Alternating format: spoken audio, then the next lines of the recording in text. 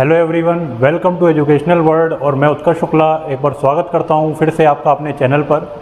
कल काफ़ी छात्रों के मेरे पास मैसेज आ रहे थे, तो उनके इस मैसेजेस के तत्वाधान में देखते हुए कल चूँकि रविवार का दिन था और हमारा सहायक शिक्षक एडेड की परीक्षा भी संपन्न हुई, तो काफ़ी लोगों के प्रश्न थे कि क्या कट ऑफ रहेगा, क्या इसका जो एक एग्ज़ाम कल जूनियर एडेड भर्ती उत्तर प्रदेश का असिस्टेंट टीचर का पद था उसमें, और करीबन 1894 पद थे, जिसमें से करीब 300 पद जो थे वो प्रधानाचार्य के पद के लिए थे और 1500 के आसपास जो थे वो सहायक अध्यापक के थे।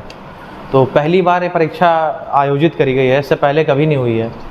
तो लगभग जिसने भी तैयारी करी है एग्ज़ाम के लिए, प्रिपरेशन करी है, एक अनुमान के आधार पर ही करी, क्योंकि अधिकांश हम लोग जो भी तैयारियाँ करते हैं वो उससे पहले जो प्रीवियस पेपर्स आए होते हैं या उनको के आधार पे हमारी एनालिसिस होती है और उसी एनालिसिस के आधार पे हम परीक्षा की तैयारी करते हैं। मगर इस परीक्षा में एक थोड़ा सा हमारे पास एक ये नकारात्मक पॉइंट था कि हमारे पास कोई पूर्व डेटा नहीं था जिससे हम आधार पर हम अपनी तैयारी को सटीकता से कर पाते। लेकिन वो कोई मुख्य मुद्दा नहीं है, क्योंकि वो सभी के लिए वही समस्या थी। हम मान सकते हैं कि समस्या वो अगर हमारे लिए थी, मान लीजिए कि अगर कोई व्यक्ति जो है वो उसने पहले से प्रिपरेशन की कोई उसके पास सामग्री नहीं थी, तो सभी के साथ एक सिचुएशन थी। अब उसमें एक जो समस्या आई परीक्षा में, वो सबसे बड़ी ये आई कि जो लेवल होना चाहिए था परीक्षा का वो कक्षा 10 तक का होना चाहिए। अब उसमें भी विषय आधारित थे, मतलब किसी का हिंदी विषय था, किसी का संस्कृत विषय था, किसी का सामाजिक विषय था।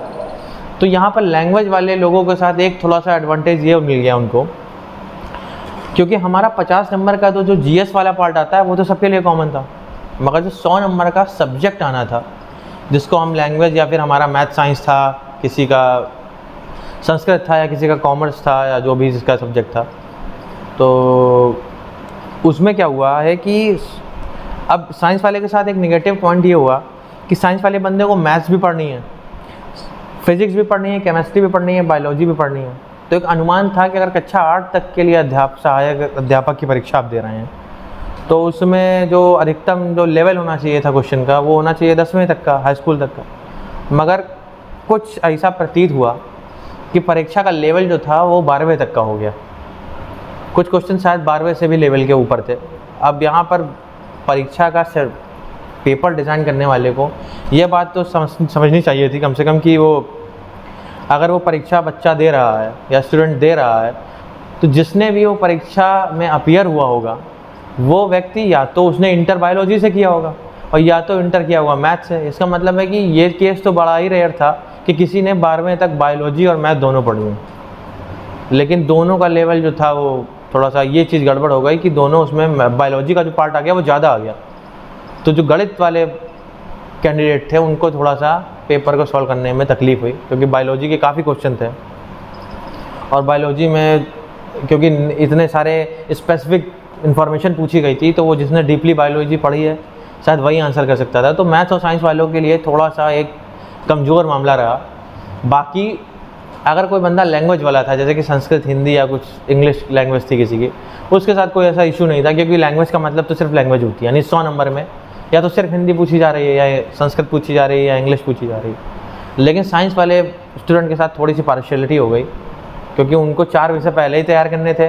जिसको आप साइंस बोलते हो वो मैथ्स भी होती है, फिजिक्स भी होती है, केमिस्ट्री भी होती है, बायोलॉजी भी होती है, तो उसका एक लेवल थोड़ा सा ज़्यादा हो गया।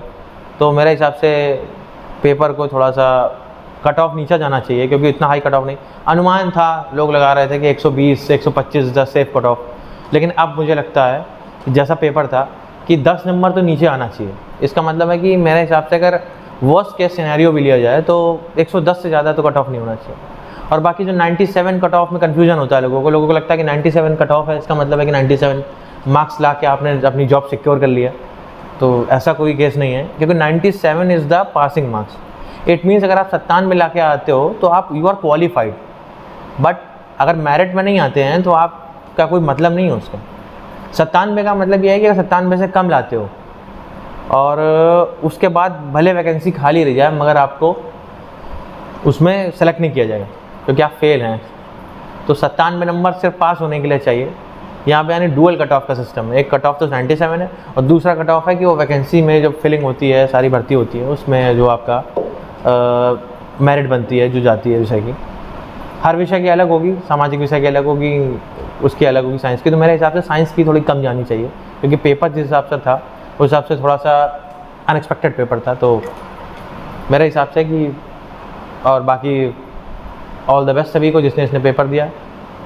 Thank you.